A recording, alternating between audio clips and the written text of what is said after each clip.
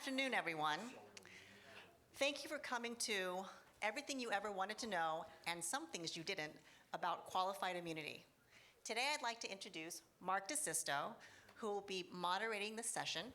Marc's been a practicing attorney for, some time now, and he is clearly one of the most respected members of the bar. And we asked him to moderate because of two things. One, his extensive knowledge about qualified immunity issues, and two, the fact that he's not going to be afraid to call on you if nobody's responding. So Marc's been practicing for many years. He started out with the Attorney General's office as a prosecutor and then switched to the civil side, where he actually represents many of the cities and towns in a lot of the suits involving the police officers. So without further ado, I'll turn it over to Marc and have him introduce the rest of the panel. Thank you very much.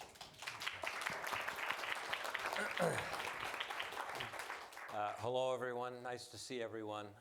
So you know that this is on immunity, and we're going to talk about what it is, the elements, the applications of it, when you file, why you file, how it plays out, and then whether or not there should be reforms to it. And so we have an excellent panel here. Each of them bring a unique perspective to this. So I'm going to introduce them to you, then tell you a little about the format, and then we'll get going. So I'm going to start at the end with Professor Karen Blum. Karen is a professor emerita and research professor of law at the Suffolk University Law School. And I know that many of you know her through that.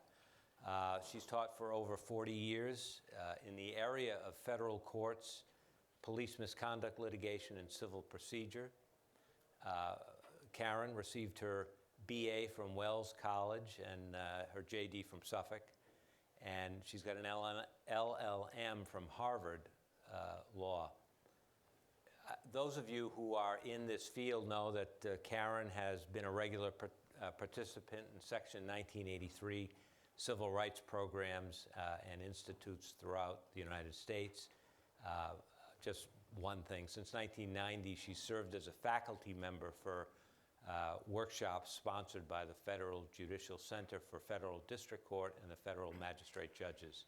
And she's authored numerous articles and has spoken and done a lot with immunity and brings a great perspective to this panel. Representative Leslie Herod is here. She was elected in 2016 as the first LGBTQ plus African American in the Colorado General Assembly. And since that time, she's passed a number of bills, about 150, addressing issues such as criminal justice reform, mental health, addiction, youth homelessness, and civil rights protections.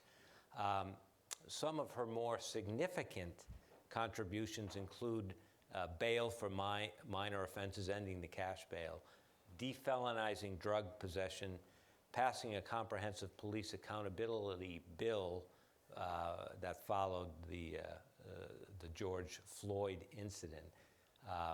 And she was reelected in 2018. And her perspective here is she's going to talk about, as we talk about what reforms could or may happen with immunity, she's lived it, so she's going to tell us about it. And Jay Schweikert is a research fellow with Cato Institute's Project on Criminal Justice. His research and advocacy focuses on accountability for prosecutors and law enforcement, plea bargaining, Sixth Amendment trial rights, and the provision and structuring of indigent defenses. Before joining the Cato Institute, Jay spent a number of years doing civil and criminal litigation at Williams & Connolly, LLP. His JD is from Harvard, and he was an editor of Harvard Law Review and chaired Harvard's Federalist Society student colloquium program. And he's clerk for Judge Diane Sykes of the U.S. Court of Appeals for the Seventh Circuit and Judge Lawrence Silberman of the U.S. Court of Appeals for the D.C. Circuit. We have a great panel. So we're going to have, I think, a good and lively discussion because you're all going to be a part of it, whether you want to or not. So here's how we're going to do it. Karen is going to talk about the overview, really about immunity, the purposes of it, what are the elements of it, how do you get it, what do you do for it.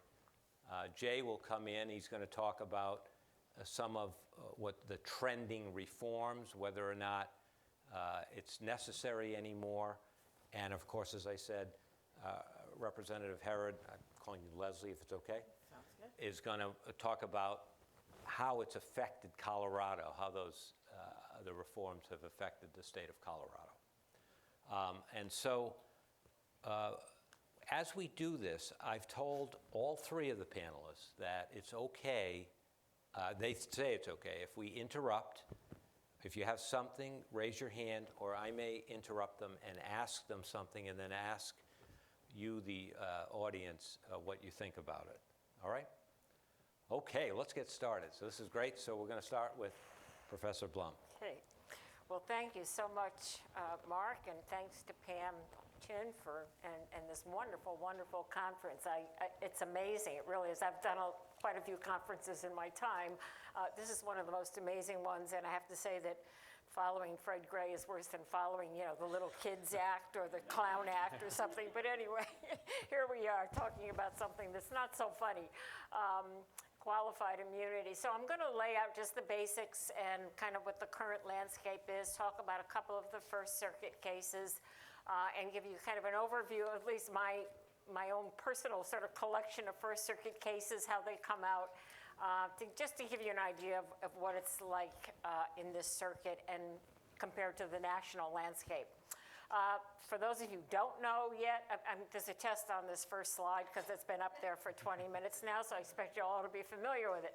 So there are two parts to this qualified immunity analysis. So you've got to know, first of all, that it's a defense only that can be raised by individual defendants sued in their individual capacity, cannot be raised when there's a claim for injunctive relief, cannot be raised by municipalities or entities who are sued. So it's for individual defendants sued under Section 1983 for damages.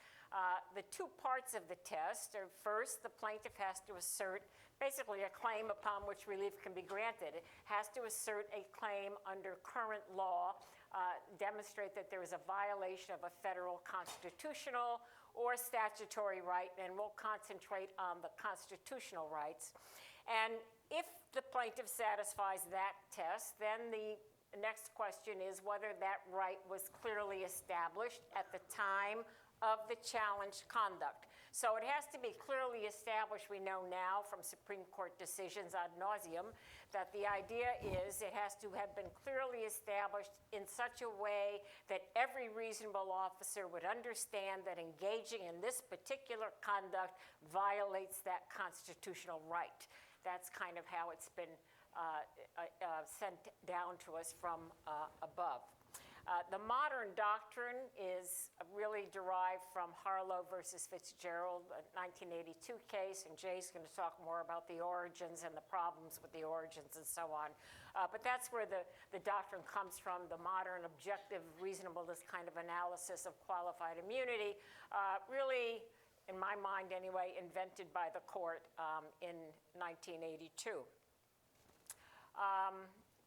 The current landscape, just to give you an idea, since Harlow in 1982, the Supreme Court has confronted the issue of qualified immunity in over 30 cases, by my count, 32, 33. Plaintiffs have prevailed 3 times, so that gives you some idea of the landscape. And the 3 cases, if you look at them, Hope versus Pelzer, Grove versus Ramirez, and Taylor versus Rahoya, all 3 of those cases were 8th Amendment cases. And where the standard is a very high one, if the plaintiffs are successful in kind of satisfying the court that they might state a claim under the 8th Amendment, it's kind of hard to get qualified immunity unless you're in the 5th Circuit or the 8th Circuit, and then it doesn't seem to be so hard. But that's the landscape. And I think it's important to keep in mind that those cases were 8th Amendment and not 4th Amendment and not 14th Amendment cases. The Sixth Circuit and the Fifth Circuit on this next slide, I just wanted to show you that because they make that point. And in fact, in the recent case out of the First Circuit, the Rahim case, Judge Lynch kind of makes that point too, that in the Fourth Amendment context, we tend to insist on more particularity, and that's not so true of the Eighth Amendment kinds of cases. Since June of 2020, the Supreme Court has denied cert, again, by my count, which is not an official, it's one that I just do. I read these cases every day, so I just kind of keep track. But the Supreme Court has denied cert in 42 cases where qualified immunity was raised as an issue, and Jay will tell you that we've been on, briefs together in some of these cases, urging the court to kind of modify the doctrine somewhat or even do away with it. But the Supreme Court doesn't seem to have any interest in modifying it, or certainly not in eliminating it.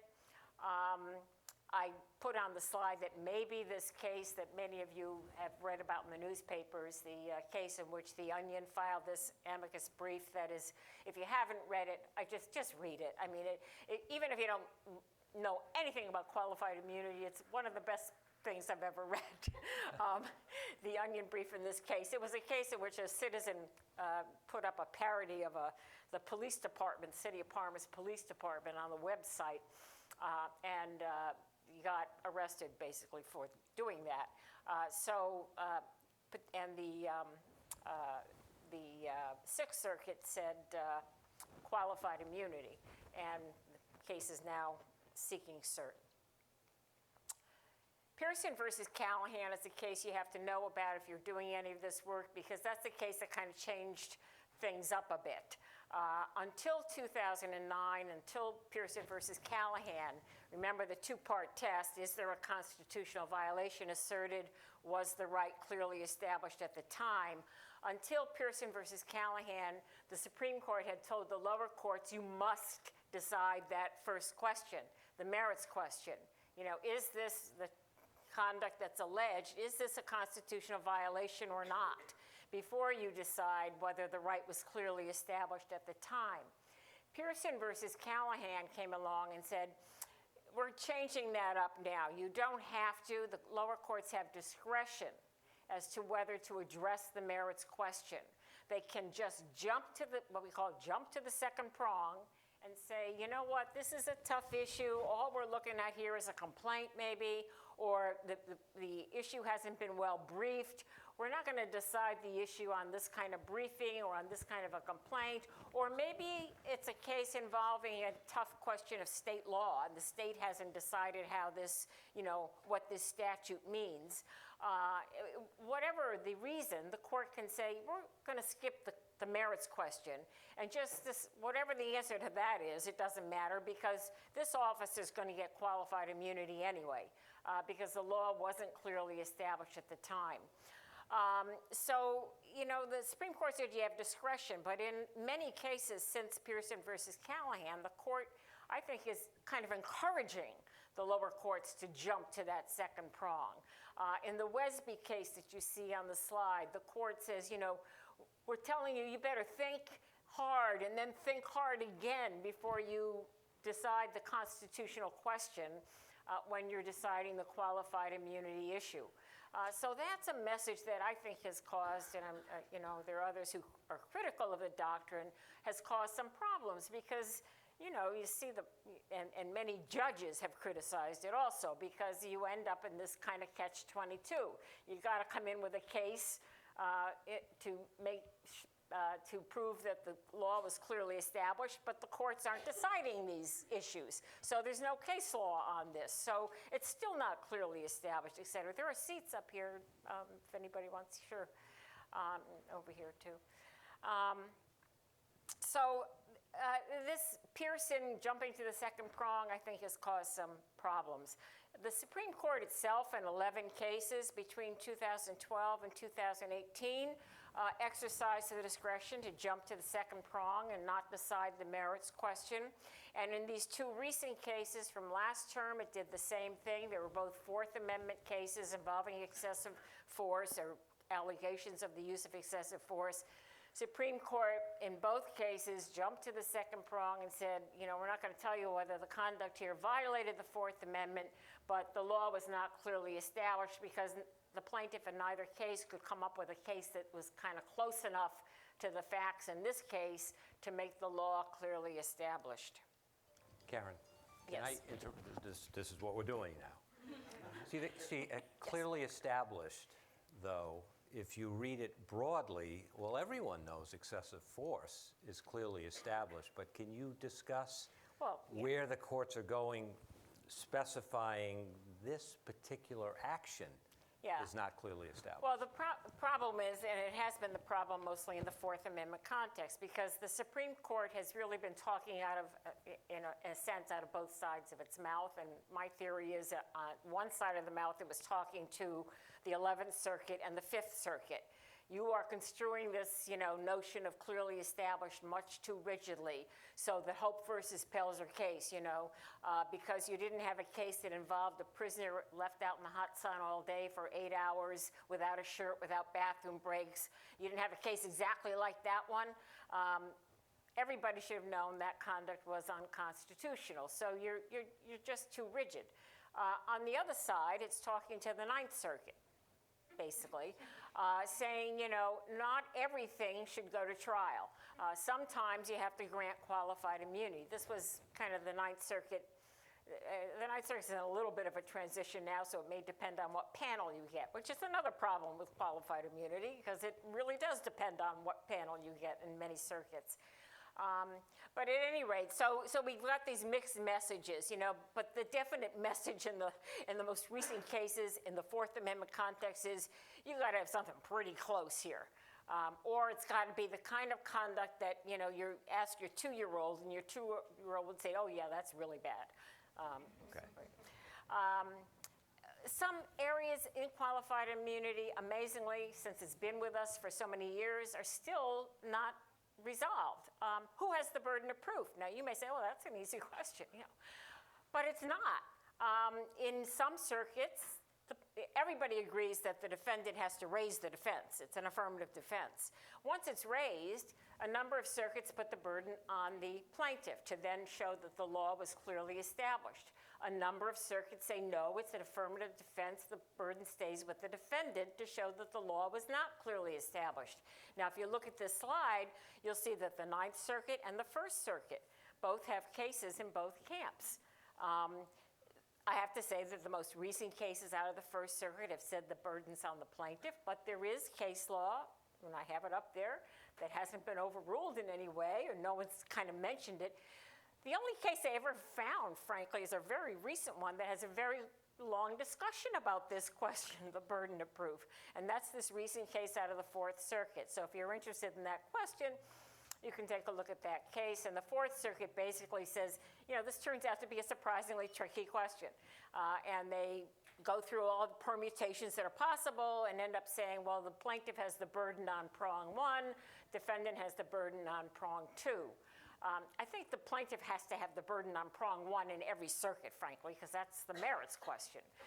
And the plaintiff has to have enough to get by that first hurdle. But the burden does shift in some circuits then, depending upon what circuit you're in on the second prong. What law controls? You'd think that'd be resolved by now. Well, in 1999, the Supreme Court said there are 3 sources of clearly established law. Certainly Supreme Court decisions, certainly the law from your circuit or the highest court of your state, and if you can't find anything there, then you can look to a consensus of persuasive authority from other circuits. So that's Wilson versus Lane. But lately, and if you count the number of cases up there, there are 9 of them, the Supreme Court has been dropping this line, assuming for the sake of argument that circuit precedent could count to clearly establish the law. And then in Wesby, they say, we haven't yet told you. Well, the doctrine's been around since 1982, so maybe you want to tell us, what law controls. Now, why are they dropping this? And again, I'll make it simple, and you can disagree with me, or you can look more into it yourself. But I really do think that they are saying this because of the Ninth Circuit. I think they are thinking that if the Ninth Circuit, which is an outlier in some areas, has a case out there that it's precedent, and we don't like it, we can say, look, if your precedent is contrary to the precedent in 8 other circuits, it's not going to count to clearly establish the law. That would be new, different, and we'll see. But they've got to be, dropping this line for a reason, But is an officer expected? Oh, well, that's enough. Okay, because I mean, the second Don't prong. get me started on that. You Well, want to I think we should, because an officer is a reasonable officer is expected to know the law if it's clearly established. I'm looking. Yeah. Have you ever seen the training manuals for most, police agencies with officers? I mean, they learn, Tennessee versus Garner, or Graham versus Connor, but that's about it. They don't, I read these cases every day. I can hardly keep up with, the law. And if you're in a circuit, for example, like the Ninth Circuit or the Fifth Circuit or the Eighth Circuit, where they have tons of cases the First Circuit law is relatively manageable, frankly, because there aren't that many cases. But if you're in some of these other circuits, the officers aren't trained and they don't know, and they're not even thinking about it, frankly. So don't they get out on the second part of the second prong because it's a reasonable officer wouldn't know enough to know that his or her conduct violates? No.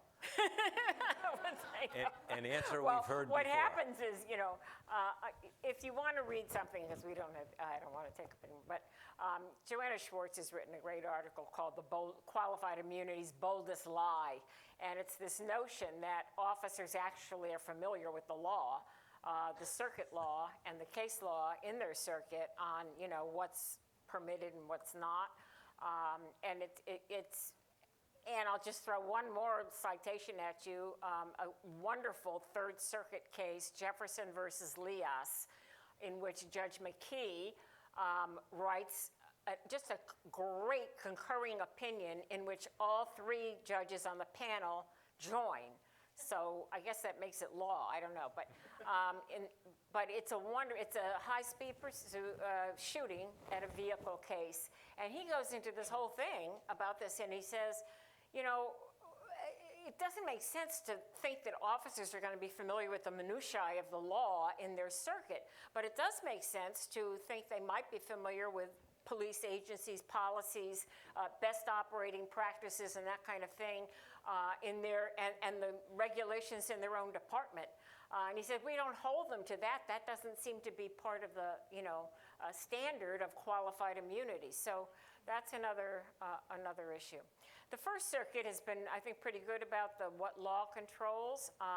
The First Circuit in Irish versus Fowler it didn't have a case holding that we recognize the state-created danger doctrine, but it looked to the consensus of persuasive authority. And it said, we've indicated in enough cases that if such and such were the facts, we would recognize the state-created danger, and the facts that have been alleged here would fall into that category.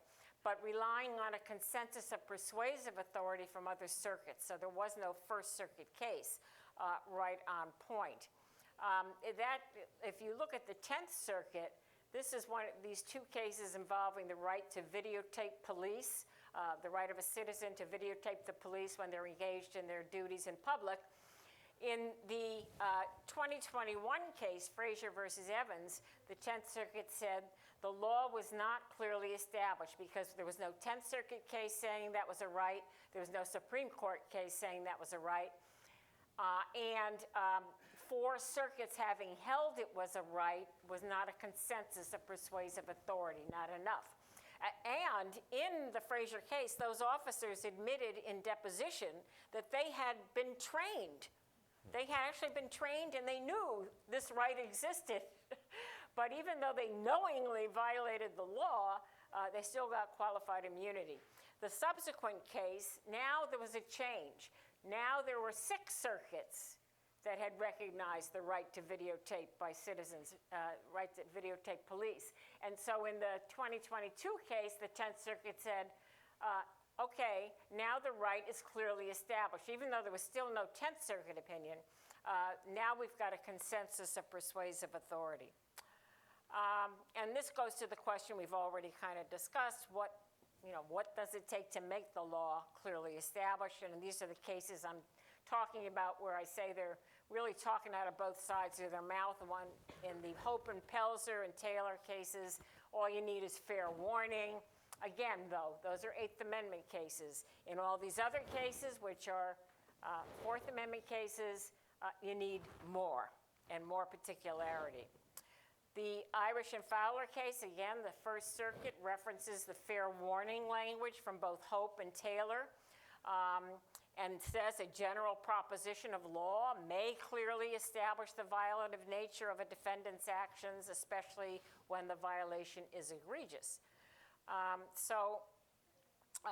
last two cases I just want to touch on because they're recent cases, but you see now, to be honest with you, I don't see much kind of controversy in the First Circuit, or at least there hadn't been, about qualified immunity. It's one of the most collegial, sort of, kumbaya kind of circuits that I've, come across. I mean, other circuits is a clear divide, and there's definitely, who's going to be on what side of the aisle and how it's going to come out depending on the panel. Here, not so much. But in the French and Merrill case, this is one involving, whether it was clearly established that the officers went beyond the simple knock and talk that they were permitted to do under Jardine, the Supreme Court case. The majority said they did, and it was clearly established. That was Judge Lopez, I think, who wrote that. And in the dissent says it wasn't so clear that what they did violated clearly established law. So you have this kind of, but these are good cases to read where you have the majority and the dissent, because you see sort of one leaning towards the all you need is fair warning, and one leaning towards you need more particular and facts that look just like this one. And again, Judge Lynch and Judge Howard dissenting from a denial of a rehearing en banc in that case, and pointing to the Supreme Court recent cases that say you've got to come up with something that's more in line with the facts of this particular case.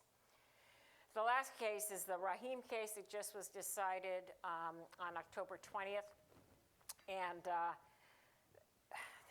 that's a troublesome case because it gets into this question of, this is on a motion, well, this was summary judgment, but there hadn't been any discovery. And to be honest with you, my personal opinion is, if the facts are somewhat in dispute here, or you're not quite sure, at least have some discovery before you grant qualified immunity. And that was basically Judge Barron's point in dissent. I listened to the oral argument too, and it was pretty clear from the oral argument how this case was going to come out. But this question about what exactly did the officers perceive reasonably at the time that they used the deadly force? Did they, if you took their depositions, if they said, yes, we saw him holding a knife, or he was lunging at us, or something like that, well, that's one thing. But if they say, we didn't see a knife, but we had heard that there, because in these deadly force kinds of cases, what happens at that moment when they're using the deadly force is pretty important.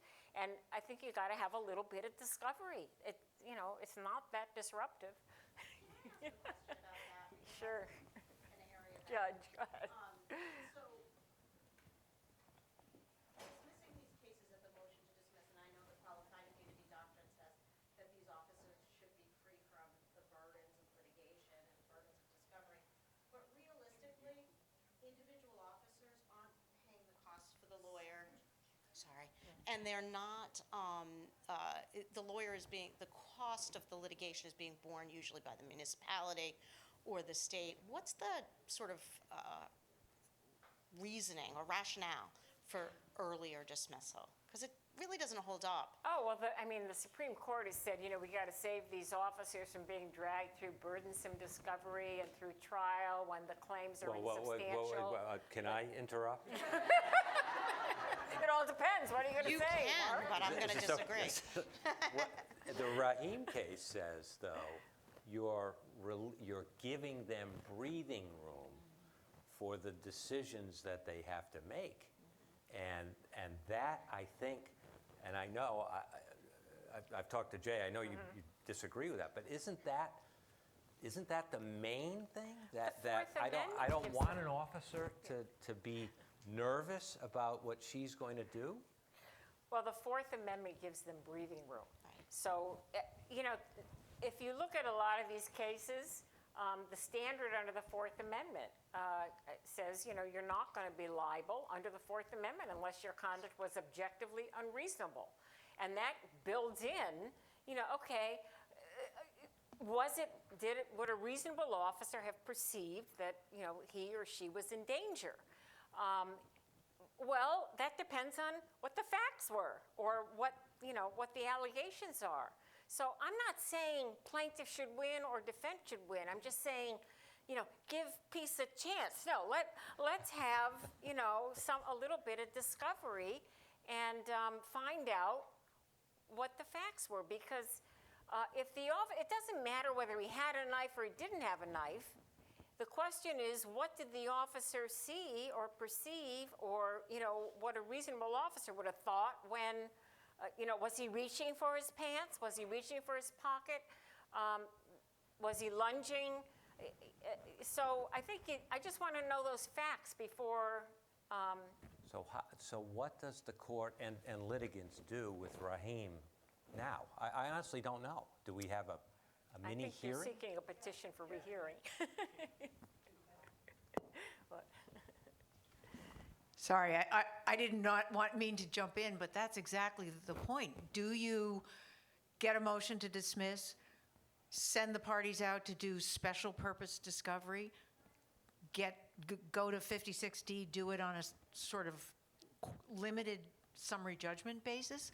I find it very head-scratching to think about dealing with qualified immunity at the motion to dismiss phase in light of this decision, but that's what it's saying. Right.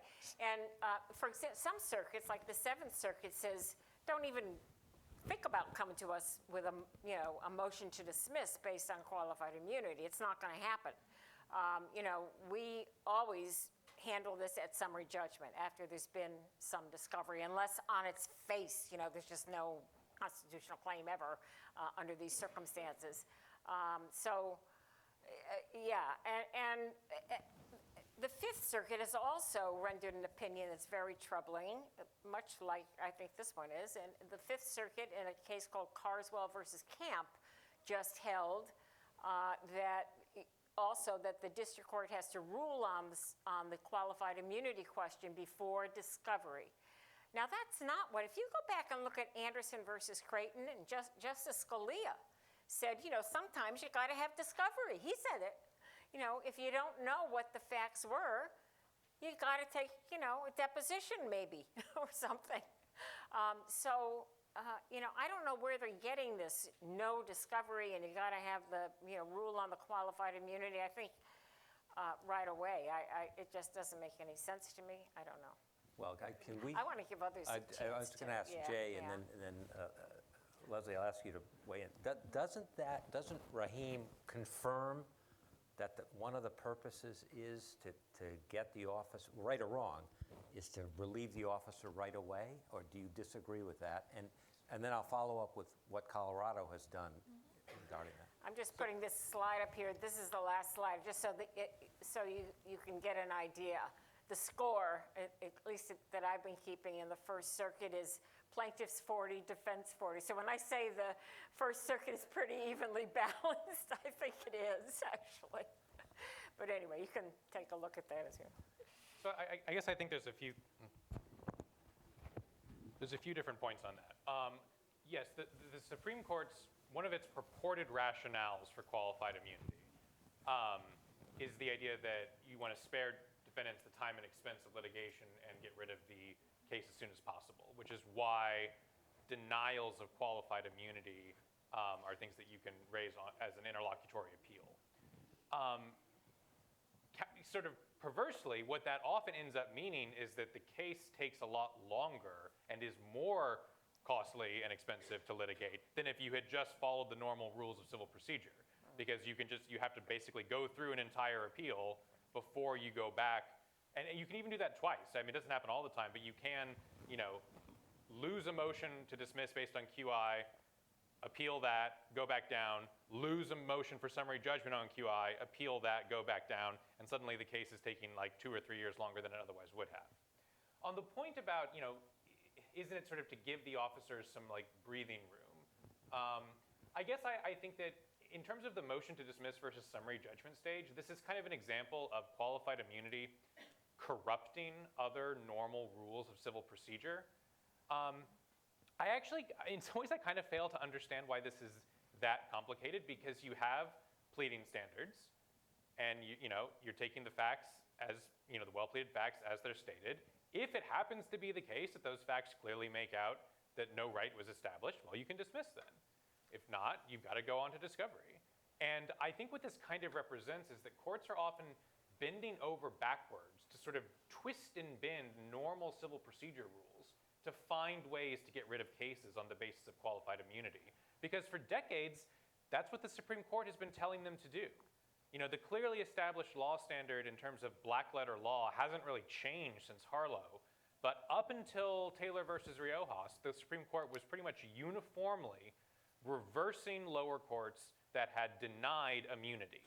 In other words, it was basically telling them, you got to ratchet up just how exacting that standard is and be more willing to get rid of these cases, which I think in part has incentivized courts to kind of forget, normal summary judgment rules, normal motion to dismiss pleading standards when they deal with QI cases. Right.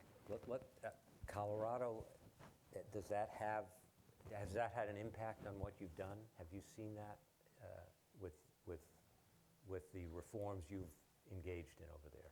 Well, I think, so I'm Leslie Harrod, state representative, passed the Senate Bill 217, which ended qualified immunity in Colorado, along with other reforms for police accountability. And my father was a law enforcement officer, 30 years, started as a groundskeeper at Supermax Prison in Florence, Colorado, and worked his way up to the head of internal investigations. And so I know this issue from one side, but I also know it from my sister, who has been addicted to drugs for about 30 years and has been in and out of the system as well. So kind of both sides of the fence, if you will. When it comes to the question of, does this allow, or, say officers shouldn't have to have the burden of, and I should say I'm not a lawyer as well, so I'm going to throw that in there too. And I would say that is the argument that was used time and time again in testimony, was you don't want an officer to have to second guess his or her or their opinions or actions before they take action in a dangerous situation. And, I think the heat of the moment argument was one that is quite compelling when you're having a conversation about whether or not to end qualified immunity or not. And that's why in our bill, we coupled it with ensuring that there were body-worn cameras on every officer in Colorado, and that the entire footage has to be released to the public, not just certain parts of the footage that tell one side of the story. And so when you get all this information together, I think what we're seeing in Colorado is that heat of the moment argument doesn't really hold up as well, but it's one that's used often. And I think the question that was asked a lot in the Colorado General Assembly when we were debating the bill was, why shouldn't they have to think before they take someone's life, or take someone's liberties, or violate someone's civil rights? Why shouldn't they have to think? And there were a lot of officers that, in fact, came and testified and said, of course we do. Of course we think before we make these actions, And if there's a heat of the moment incident, quite frankly, a lot of times those are deemed right? Those are deemed rightful. And so that's an interesting conversation that quite frankly comes up, and I think that's the interpretation of many officers about what qualified immunity is or isn't. Has the crime rate gone up? The crime rate has gone up in Colorado. It's gone up everywhere across the country for the most part, thanks to, in part, COVID and economic implications. But I say that because ending qualified immunity in Colorado, people will say that that's why. I also work to defelonize simple possession of drugs. And we are seeing the fentanyl epidemic that you all saw in the East Coast before we did coming to Colorado, which we knew was coming. But we know that those are not the factors that increase crime. right? And in fact, we have not seen the direct correlation between ending qualified immunity, Senate Bill 217, and crime going up. And the interesting thing about Senate Bill 217 was for our first police accountability bill, it was only for local law enforcement officers. And there was a reason, because the state came back with a huge fiscal note saying that if we included state patrol, that the bill would cost millions of dollars. And in the middle of a pandemic, we did not have millions of dollars. We passed this bill during the summer of reckoning, 16 days while the protests were still very much going on right outside of our door. And in fact, the next year, State Patrol came back to the Colorado General Assembly and said, we want to be under this bill too. We don't believe we should have different standards for State Patrol and local officers. In fact, we should end qualified immunity across Colorado, and we are asking you to carry a bill to end qualified immunity for us too.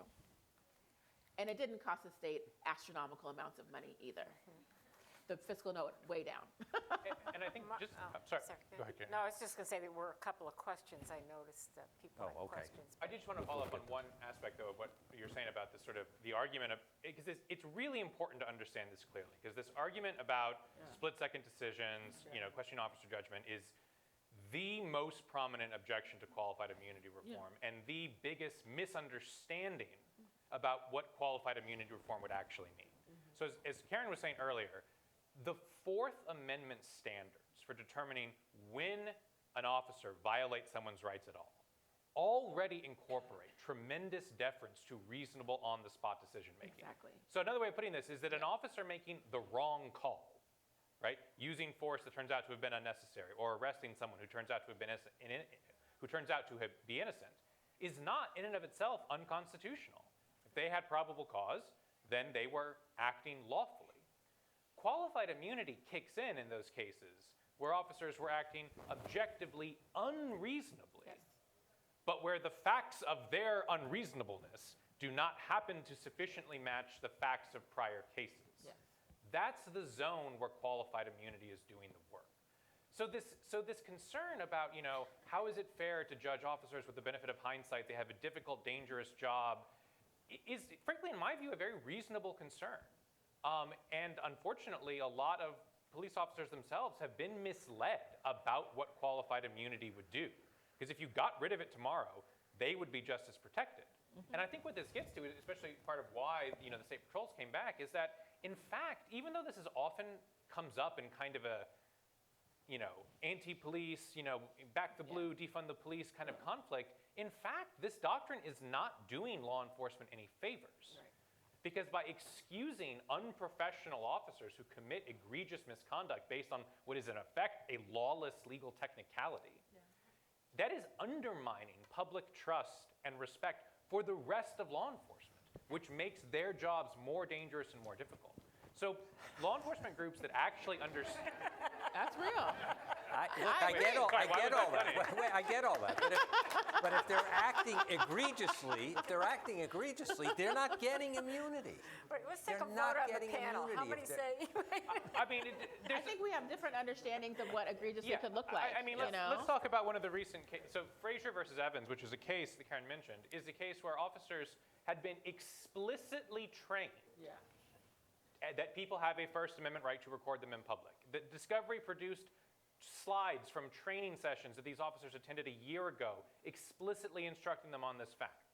They knowingly arrested someone for filming them anyway, and they received qualified immunity.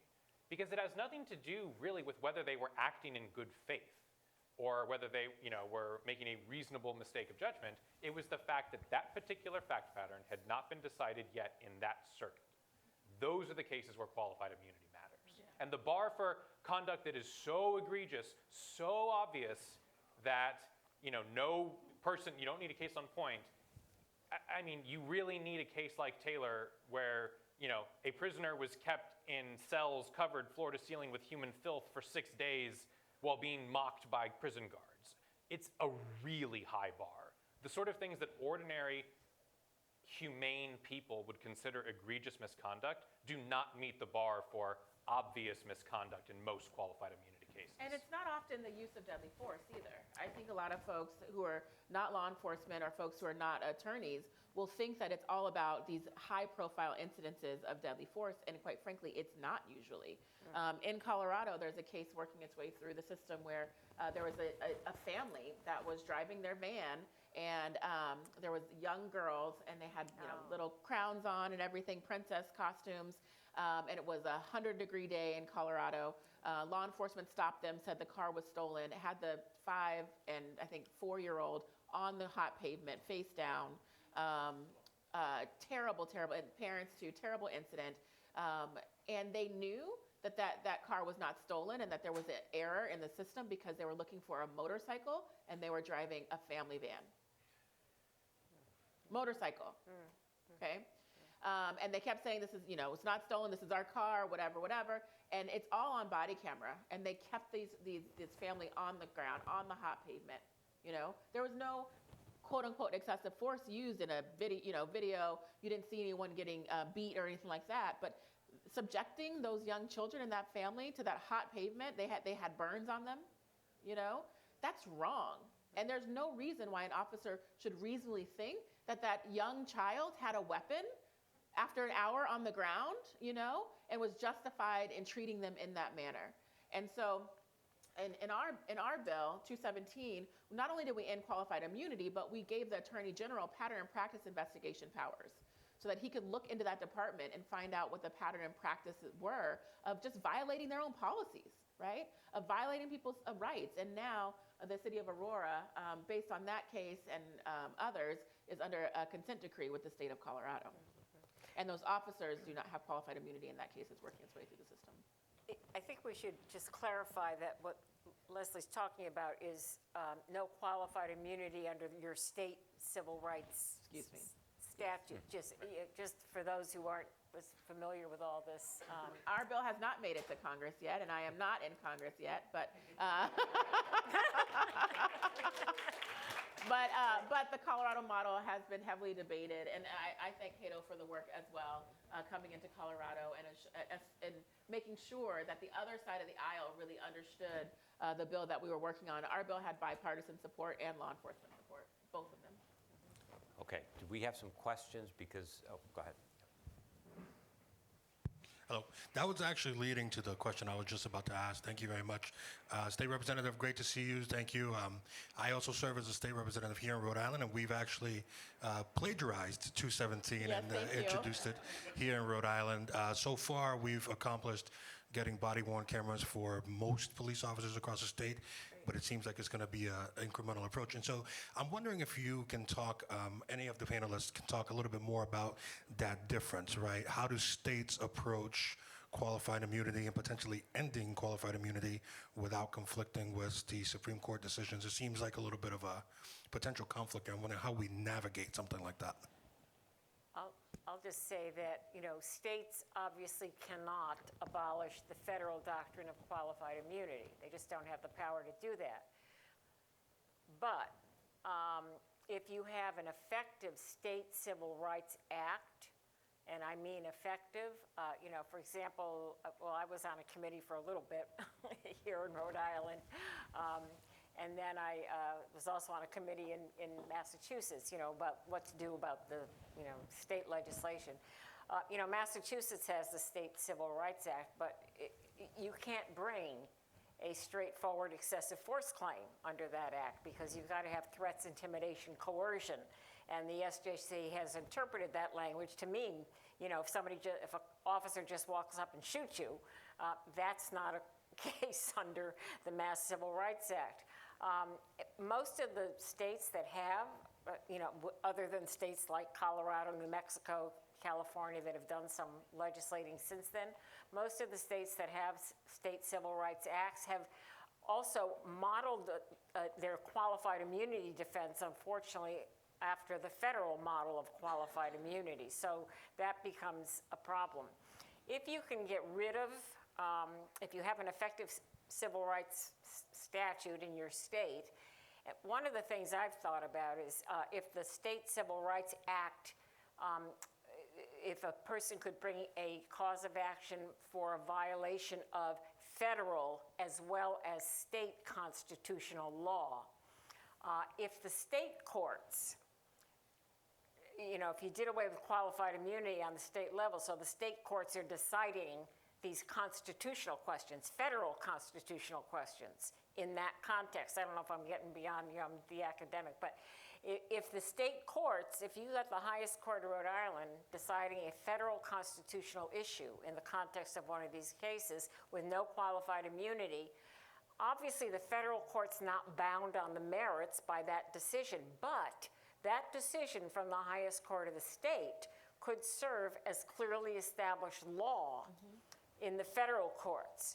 So it's one way that, state law might impact the federal doctrine, but, the states can't really do away with the federal doctrine. Best you can do is come up with a state remedy that's going to work for plaintiffs, and they're not going to go to federal court with their 1983 suits. Yeah, and I'll just add, and thank you for the work that you're doing. I worked with some folks in Mass as well. We've worked together with a lot of state legislators. This is why I don't want to get in drafting too much, but you have to have a bill that's more of an omnibus kind of bill.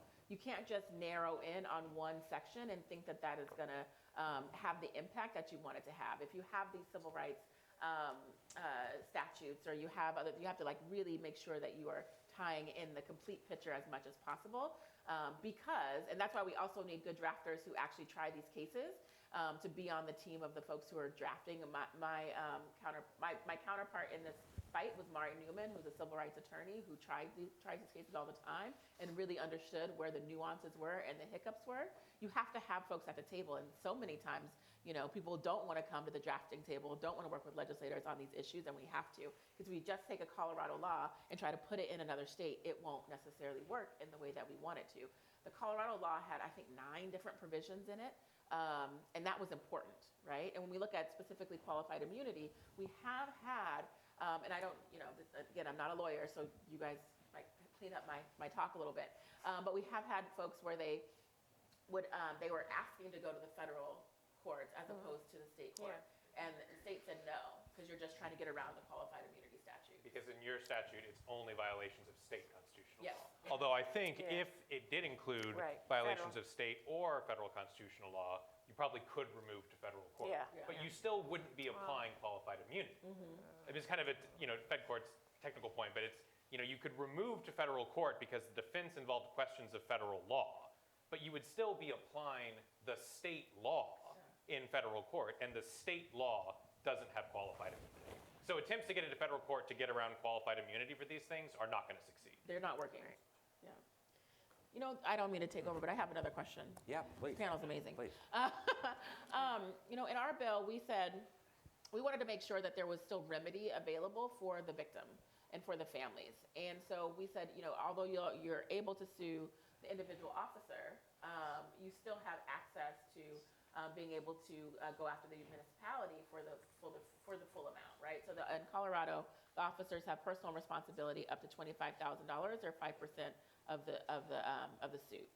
And so that was a nuance that we created because we wanted to make sure that we didn't have an officer that claimed bankruptcy or left or whatever, and then there was no remedies for the actual victims or families that were involved.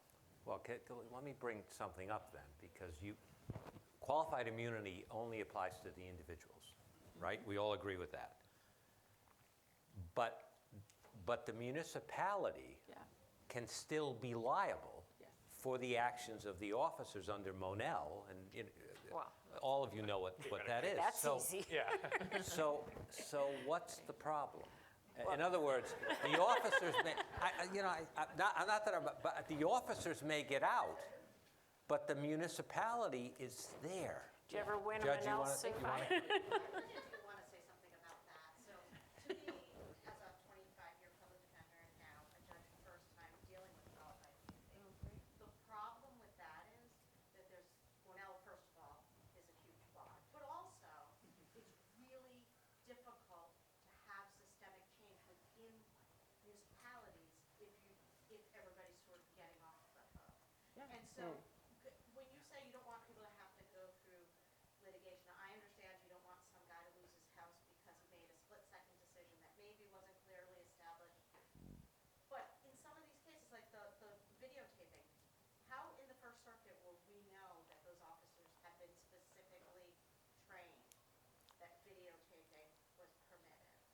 wouldn't, Their because. discovery. So I think that if you want to have a better system, Yeah. you have to take away some of the bars to finding out what's going on, and frankly, to rooting out bad officers, bad actors, in all parts of the criminal justice system. But is there a middle ground? And in other words, can you specify the discovery just on immunity, Professor? Mark, I got the microphone. Oh, I'm sorry. This is so great where I can say, okay, I know you Richard, no. This is great. But go ahead, and then we'll go back to. I got the microphone. Go ahead. Okay, look at it. So first is an observation. One is that in Rahim, the aggrieved party was dead. So if you have a determination of qualified immunity without discovery, whose version of the facts do you have? It's a body count. That case was even more egregious because the only way that the estate who brought it got information was they had to bring a Freedom of Information Act request to get information. And all they got was a one-sided presentation. So Rahim is like a perversion of justice, from a procedural standpoint anyways. So as Justice McElroy says, I don't see how you can properly apply justice, determine what the real facts are, the undisputed facts, so you can apply the law without doing discovery, particularly when the key witness is dead. Yeah. That's an observation. My question was, and unfortunately it deviates a little from the Monell issue, so you may want to come back to it, but the problem with deciding cases by skipping the first prong, we kind of skipped over that problem, and that is that the perversion is that you don't tell officers what a clearly established right is because you don't have to get to it in any particular case and define the contours of constitutional right because you just jump to the second prong. Well, we're not going to decide whether it was or wasn't a violation of the Constitution. We're just going to say it wasn't clearly established now, and how that creates a problem. So I was wondering if Professor Blum wanted to comment on that. I know in the Third Circuit they had a 10-year problem on a First Amendment issue. But Well, it was, do you yeah, wanna one of comment these on that? videotaping cases where they finally, after what I have seen in a number of circuits lately, to be honest with you, are deciding that first question. Especially if it's an issue that has come before the court, this is like the third time that this issue has come up here, maybe we'll decide and tell you what the law is now. So I have seen a tendency in that direction, somewhat of a movement in that direction. I wanted to add one little footnote to the Monell thing because it's a sign of how this qualified immunity doctrine is kind of bled into other doctrines.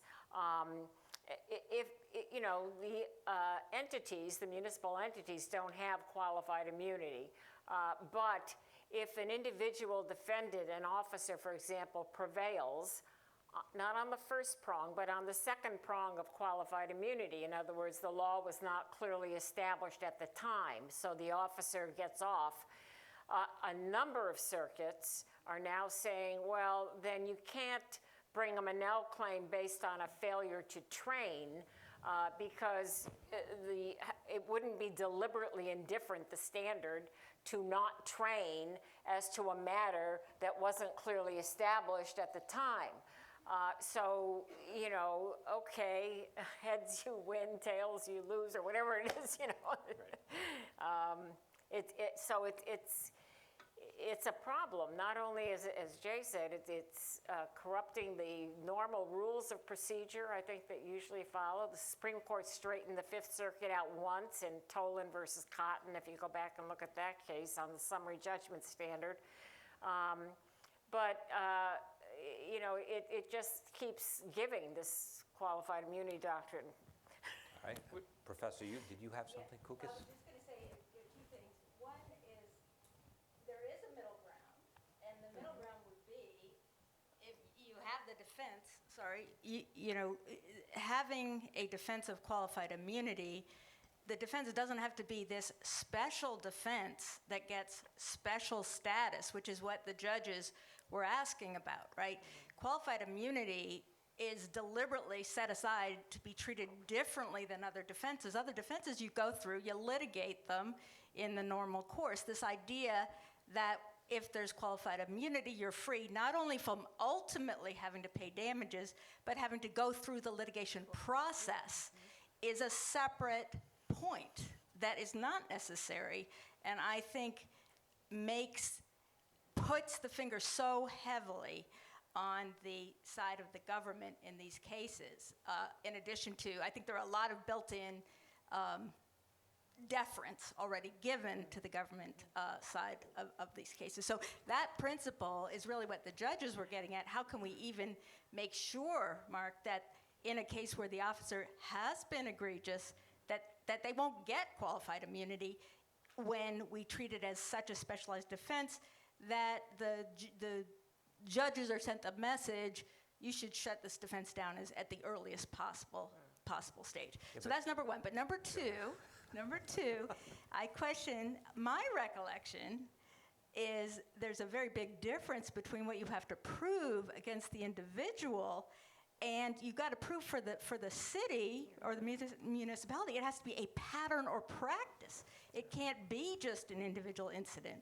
And that's a much, much higher bar. So I don't agree that they're going to ultimately get paid from the city if they don't get the individual Which is why officer. I think that if we're talking about reform and like what legislative reform efforts should look like, I guess here I would start with like a few basic axioms that I don't think are very controversial. One, if a public employee violates someone's constitutional rights, that person should get a complete remedy.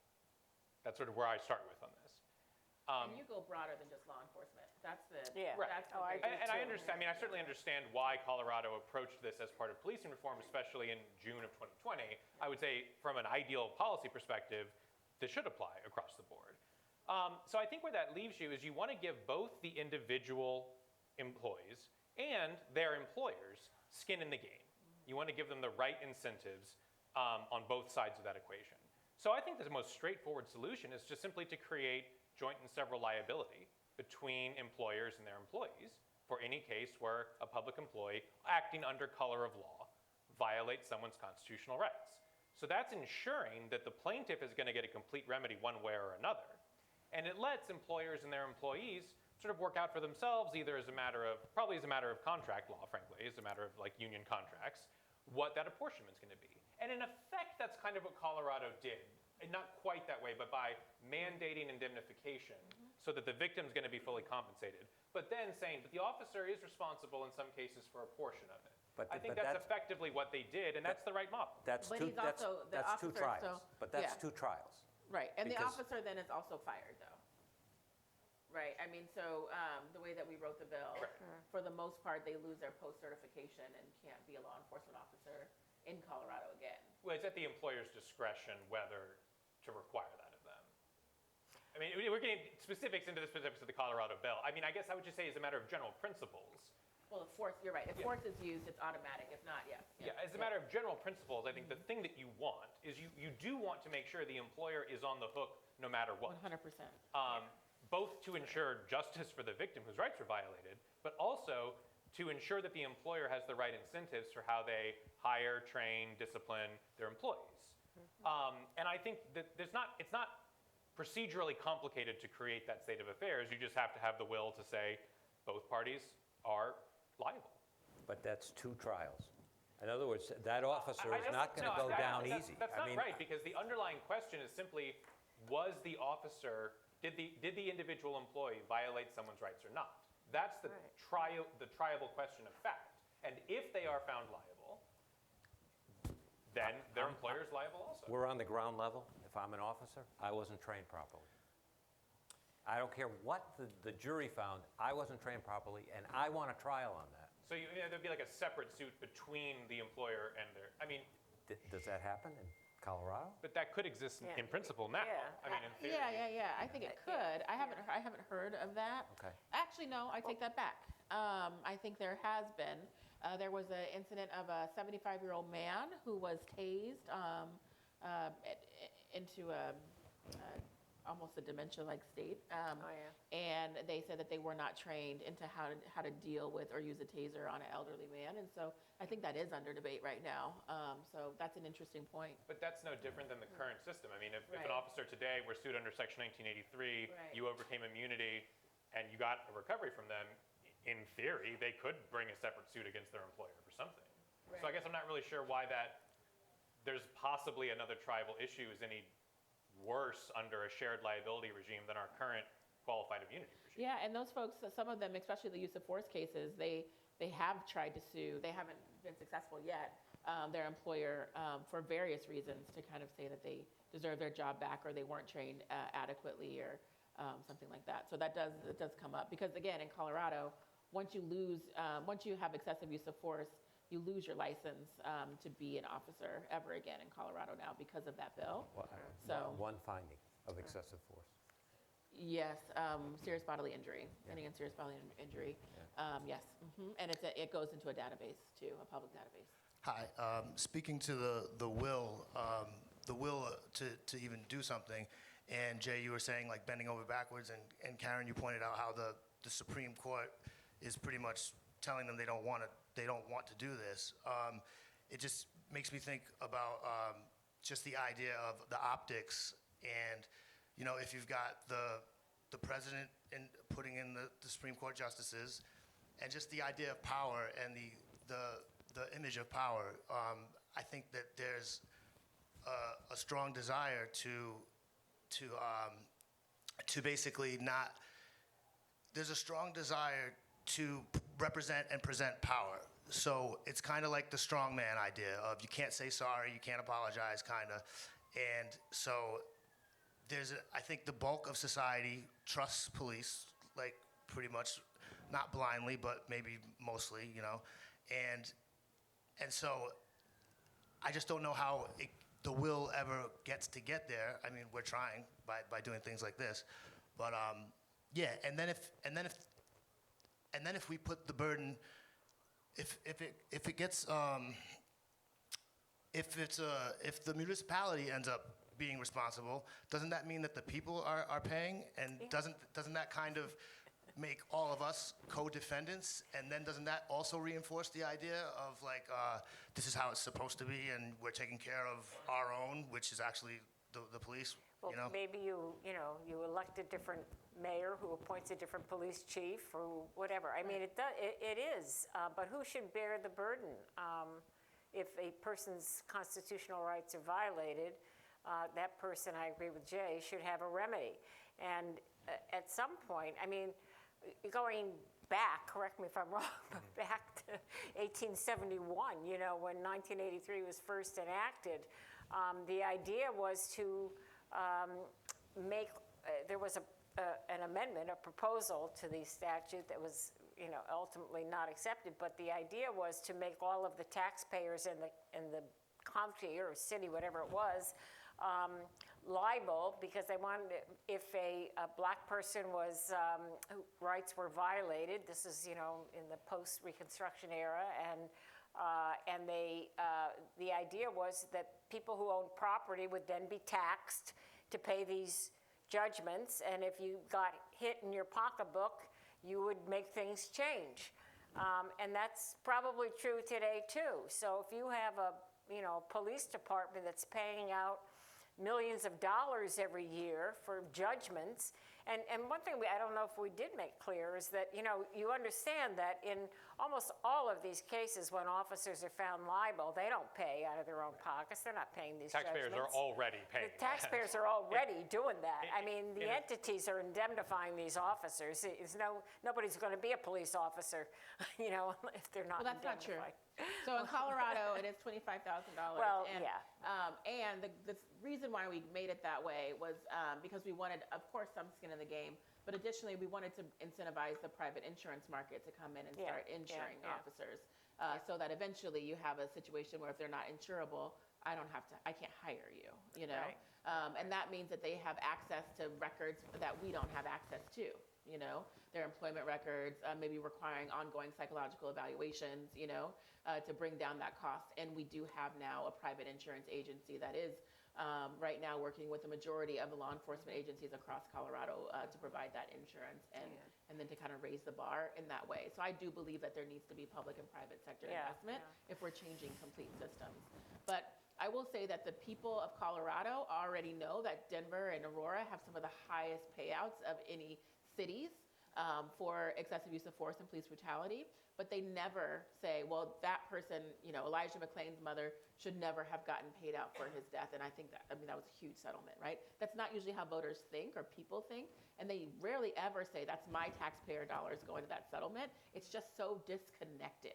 People see taxpayer dollars in their roads and their trash pickup. They don't necessarily see it in all the litigation that happens within governmental entities. Like, it just doesn't come up very often. And when it does, then we can talk about reinvesting those dollars as opposed to using it for payouts and lawsuits into things like training or alternative policing models. Well, I have a question for you. Yeah. And I want to preface it by this, because we're in Rhode Island is small, so we know things. So there's a big city. We don't have a lot of big cities, but they had an application process for police. And usually they get 500 applicants for 5 positions. The last one they did for those 5 positions, they got 6. Yep. How is that? Have these reforms decreased the interest in joining law enforcement? How or many not? reforms have you guys passed here? None. Okay. So I would say that it's I should have said that. QED. I mean, that's the answer. I would right? probably say that it's not that. You're not recording. Yeah. I won't quote you, but it's not that, right? So what I will say is my personal experience. So I told you my dad was law enforcement. I remember distinctly when he stopped wearing his uniform home in the late 90s. And it's kind of around when people started talking about instances of police brutality, when people started seeing being able to record on their phones and putting that on social media as we went into the 2000s. He stopped wearing his uniform home. And as a kid, right, it was a part of our kind of evening routine to help take off the pins and take off the boots. My mom was in the military, and so it's what we did. But he stopped because he knew that if he knew that the family and he could be targeted if he wore his uniform from the car into the house, right? If people saw him and associated him as a correctional officer with Colorado Springs PD.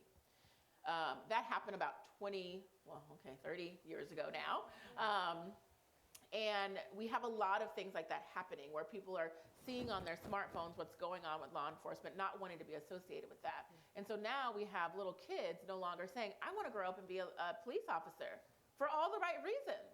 You don't have that anymore. They say, oh no, we're going to go elsewhere, right? Or do something else, or I'm going to grow up and want to be a doctor, or I'm going to want to grow up and be a firefighter, but no longer saying that. And that's what we're seeing here. And it's a long system of this happening. People do not have the same personal regard for law enforcement officers in themselves. It doesn't mean they don't trust them, right? It just means that that's not that integrity position that they want to have. And that's something that we have to change. And the only way to change that is by holding the bad officers accountable. One thing we put in our bill was a duty to intervene and a duty to report. And so officers have a duty to intervene when they see something wrong, and they have a duty to report it if it wasn't safe to intervene. And when they don't do that, they have a misdemeanor offense, and they also lose their post certification. Okay, you have one exception for rookies, and you only lose your certification for 1 year. And that is changing the culture within departments because people are kind of stepping back from just the blue to saying, oh, this is my ass too, like I'm going to report this because I know what's going to be on that body cam, so we have that backstop. But 2, it's the right thing to do, and we know it's a violation. And now I can say, it's my job to report this. It's my job to step in, or it's my job to report. And that's helping to change things. And I think that will have an impact. The other thing that we forget about when we talk about vacancies within law enforcement is that a lot of cities, a lot of states across the country, we went through a recession, right? And in that recession, we said, high-ranking, high-paid law enforcement officers, please retire. We can't afford you anymore. And we gave a lot of early retirements across the country, including in Denver. And so what that did was it created these huge vacancies that we needed for cost savings, and then we shut down all the police academies too, because we didn't have the money to pay for them. Which now everything is catching up, and you combine COVID to that, and folks are like, peace out, I'm retiring, or we already retired, and you don't have the young officers coming in who want to apply for those positions. So instead of 5 and 500, you get 6 and 5, which to me still says you can fill that position if they qualify. But then you also do have a lower, you have less qualified folks Right. looking for these positions. Yeah. And what we cannot do is have officers on the ground in our communities that are not there to serve and protect, and that are not that cannot do the job well because of whatever mental state or whatever else is going on in them. And so we have to make sure that we balance that. So how do you? How do you balance? I think How do you get at the this applicant? point, I think changing culture is going to take a long time, right? It's not something that you can write a bill and say, "Don't be racist anymore," and you're not. Like we would have wrote that bill, right? Right? And so we can't. That's just not how it works. It's going to take 20, 30 years, and we got to stick with it. In the meantime, though, why don't we have more alternative policing models put in place that we know are more likely to help community members? Right? And they're more likely to fill those positions, although paramedics are pretty hard to find right now, too. But in Colorado, we created STAR, Support Team Assisted Response, where if you call 911 for someone with a mental health challenge, you get an EMT and a mental health professional, not a law enforcement officer. And since we created STAR, we've had 0 negative instances on STAR, and law enforcement has called STAR for backup multiple times. We've also fully funded co-responders. So now, not every single person in the police department has to have a badge and a gun. They could be co-responders. And let me just tell you, because this is my soapbox, some people don't like co-responders, especially on the left. They don't like co-responders. I can't exactly tell you why, but I will tell you why I love them. Because for me, knowing how the system works with my dad and my mom in different systems, law enforcement and military, a lot of officers do not like to go to a therapist to deal with what's going on in their lives. Whether it's domestic violence, dealing with their family stuff, but they come with all that baggage, right, to the field every single day. And what we find when there's a co-responder on shift is law enforcement officers will request a co-responder shift because they trust that that co-responder knows more about their lives than anyone else, more about what they're going through than anyone else, and will be able to ride along with that person all day and talk to them about what's going on in their family or what's going on in their hearts without it ever hitting a report. Right? Without it ever being therapy. And so what we find is that when there's a co-responder on shift, we have less uses of excessive force. So while we're thinking about how we backfill the fact that people don't want to be officers in the same amount and the fact that we do have vacancies for officers in our departments and we do need to focus on public safety, we have to think about public safety in a different way so that we can complement. The reason why there's been such a movement to having law enforcement officers have mental health professionals as a part of as a part of the agency or separate like STAR is because law enforcement officers asked for it. They said, we can't deal with the fact that 60 to 90% of the calls we get are mental health related. Help us. So provide that help, right? And then think about the model slightly differently. So can I add one thing to that? We also need to give police officers alternatives to arrest. And programs like San Antonio, Seattle, they have programs where a police officer comes into a situation that's a mental health situation. They don't have to arrest. There's a place, a respite center with mental health, with caseworkers, with services, where they can bring people, because the only tool in that toolbox right now is to arrest people. And we need to give police officers additional tools. We don't need to turn them into psychiatrists. Right. It's great to have caseworkers ride with them, but there needs to be some other options. And that goes to funding community mental health facilities, which have been defunded over the years. And you have to meet people where they are. So the issue with some of these centers that I find really fascinating is that people think that one stop is in isolation, right? That this person has never had a history, that this person doesn't have warrants, that, you know what I mean? And that's usually just not the case. And so you have to also, again, work with folks who know what they're doing and know what we're talking about and know the population and say, if we're going to have those centers, we've got to also provide opportunity for folks to clear their warrants, right? Yeah. And the follow-up, all of that. And so we're having an issue with creating we call it an AIDS center, which is a terrible name, not my idea. Current mayor, I'm running to be the next one. So we won't call it that. But the issue is in jurisdiction, because if someone has a warrant, right, and if we want to say that we can't hold them there. That's voluntary. Like, are they incarcerated? Are they under the custody of Denver and the jails? Or is it just free in and out? And then what is that doing too? So anyways, it's a lot of different issues, but just because they're challenges doesn't mean we shouldn't do them. Doesn't mean we shouldn't try, right? Especially if we know what we're doing is not working to the extent that we want it to. So there's so many amazing opportunities, and I do think that we should look to other models to figure out how to do this just right. Your Honor, I thought we... oh.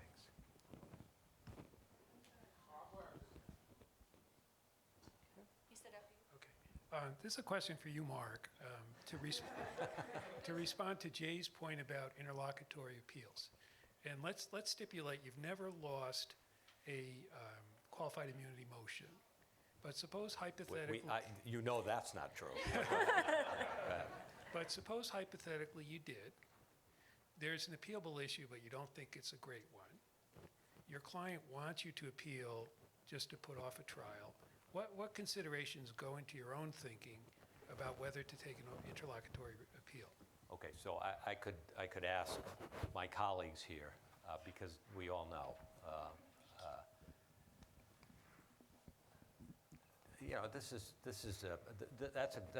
That's a big question here, but you've got to look at the type of case. So if it's a 3-day case, and I know Judge Smith is going to cringe at this, but if it's a 3-day case, chances are we may not even move for immunity anyway. We'd rather just go try it, and then at the trial stage say, look,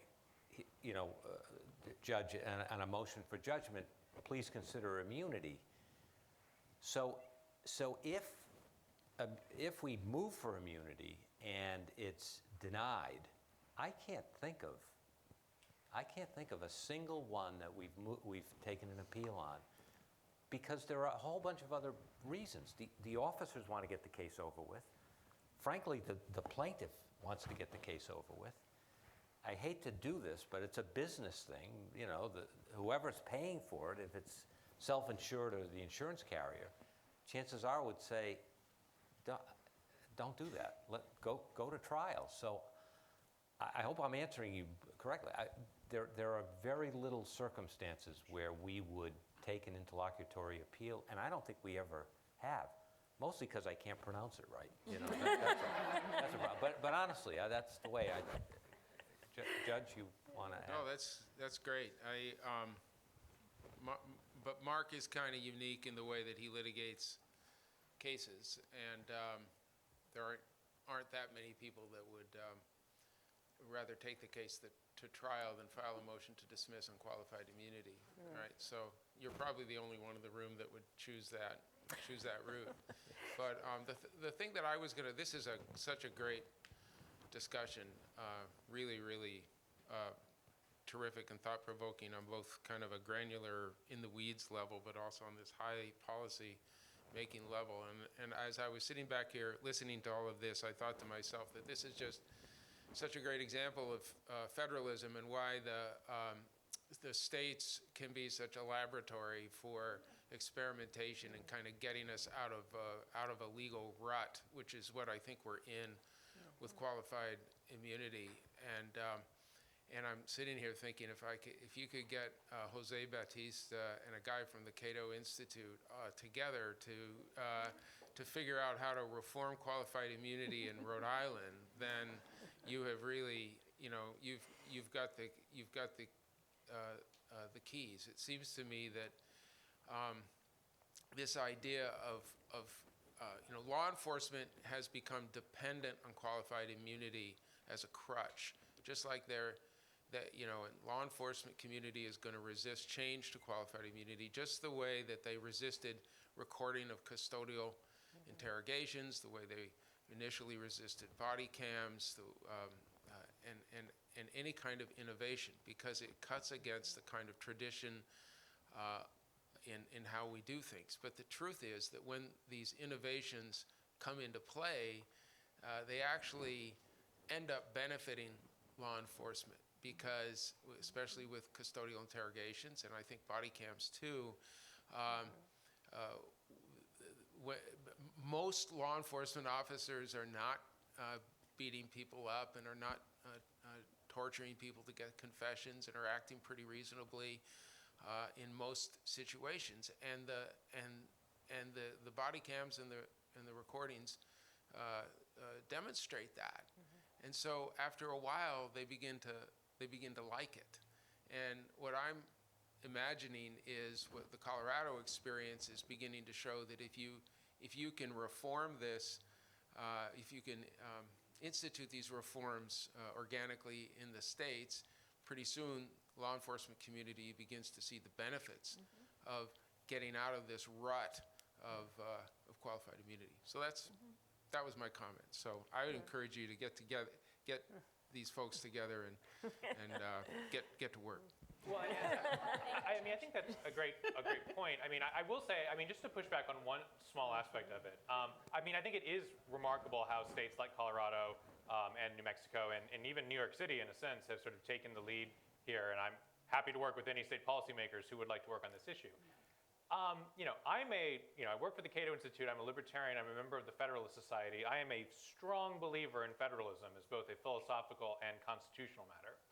I actually don't think federalism is a sufficient answer in this context, because I think if there's anything that even ardent libertarians think the national government should be doing, maybe the second thing after, you know, national defense, is protecting the constitutional rights of all citizens. And I think it's worth keeping in mind that, you know, Congress has already made this judgment. Congress passed a law shortly after the enactment of the 14th Amendment to provide every citizen of the country with a federal cause of action if any state or local official violated their constitutional rights. And the Supreme Court rewrote that statute and created qualified immunity. So I think that it is, I mean, I think that the Supreme Court absolutely ought to have reconsidered this doctrine, and it's shameful that they haven't. I think Congress ought to have effectively passed a law saying, we meant what we said, and yeah, so there's no qualified immunity, and it's shameful that they haven't. So, you know, in response to those two shameful, you know, abdications of duty, it's great that states are taking the lead, and they ought to, and hopefully that will create more momentum that eventually will get national reform. But it really is an issue of national urgency, and there shouldn't be any citizen or any person in the country who cannot vindicate a violation of their constitutional rights. And also just, I mean, as one kind of final point here, we've mostly been talking about this in the context of law enforcement, and it's understandable why we have been, because the lack of public trust in law enforcement and the sorts of high optics abuses committed by police officers in recent years are especially urgent problems. I do think, though, that this comes up all the time in cases not involving police officers. It comes up with corrections officers. It comes up in the education context with university officials who have violated either the First Amendment or due process rights of their students. And I think, yeah, it comes up in CPS context, all kinds of contexts. And I think I firmly believe that it is better policy to simply provide a uniform cause of action across the board with no qualified immunity. I think now what we have learned is it's also better politics, because as much as members of the law enforcement lobby have repeated a lot of poor arguments against qualified immunity reform, the one argument that actually is somewhat sensible is if this is such a great idea, why are you doing it only for us? Why aren't you doing this across the board? And unfortunately, you know, QI reform has gotten lumped in with defund the police as this kind of anti-law enforcement thing. And so the more we can break out of the narrative that this is something that's like picking on law enforcement, not only is that a better policy, but I think we'll find more practical success. Yeah, but I think you're right. And one thing I will say is that this is not a Democratic or Republican issue. And so as we're thinking about lobbying this or getting bills through or making changes through the state process, you've got to have both sides of the aisle. And having Cato come and do lunch and learns with my colleagues that don't want to listen to me on this issue made all the difference. I'm going to just be honest with you. I mean, some of my colleagues on the other side of the aisle will listen to the ACLU, but not a lot when it comes to this issue. So having you there, it makes a huge difference. The education is important because a lot of people don't know what they're talking about. I will say that was genuinely, those conversations were the least cynical I have ever been about politics. Yeah. Because I'm serious, because a lot of the Republicans in the Senate kind of came in with a lot of knee-jerk skepticism. Yeah. They listened, and they changed their mind. Yeah. It's remarkable. Yeah. That can happen sometimes, And then they had to say apparently. Leslie was right, which I loved. But whatever. But what I will say is that sometimes it's twofold. I like omnibus bills. I like big bills because then you're able to focus on all the details and they can't. And so that means that you're able to get more done in one bill. And I will say that when you include groups too big, people wonder how it's going to impact them, and you start to pull folks out of the woodworks that are saying like, no, don't do this. And all of a sudden you've created a huge opposition to a bill that makes a lot of sense, but that impacts too many people at one time for you to get consensus to get a bill passed. So I'm not saying that in actuality it's the wrong policy. I'm saying politically, I don't think it can get done. I mean, when you're attacking every single, governmental employee, you're adding all their attorneys, you're adding all the liability, you're ballooning fiscal notes. I think when we had that initial bill from Soper, I think it was the fiscal note on that bill was $100 million for the first year alone. Which makes it hard because then you're saying, well, then who's saying that they're going to have all these cases? Who's saying that they're doing so much wrong by the people of Colorado? But at the same time, that kills the bill. We have to have a balanced budget. We can't afford that. And so I think that's really tough. And so I do think that as we think about, which area we're impacting, we should go in one at a time. And I do think if we're thinking about issues of racial justice, policing is one piece. There's also this huge child welfare piece that people don't talk about enough, where Black and brown and low-income families are targeted a lot, and their children are taken away from them unjustly in many instances, that there's not a lot of recourse for these families. And so if we think about, kind of shifting to which areas and how we expand out, I would hope that Colorado, and I would hope that folks would consider also looking in that area, because I've just seen some really egregious things happen to families, and there's not a lot of recourse. So I think I'm seeing that I'm more drained than when I'm on trial. I mean, I'm energized. I know. Let's go. I know. Who wants to go to the Rhode Island Capitol right now? Let's take this on. But I think this panel has been tremendous, and we really thank you. This has been very enlightening.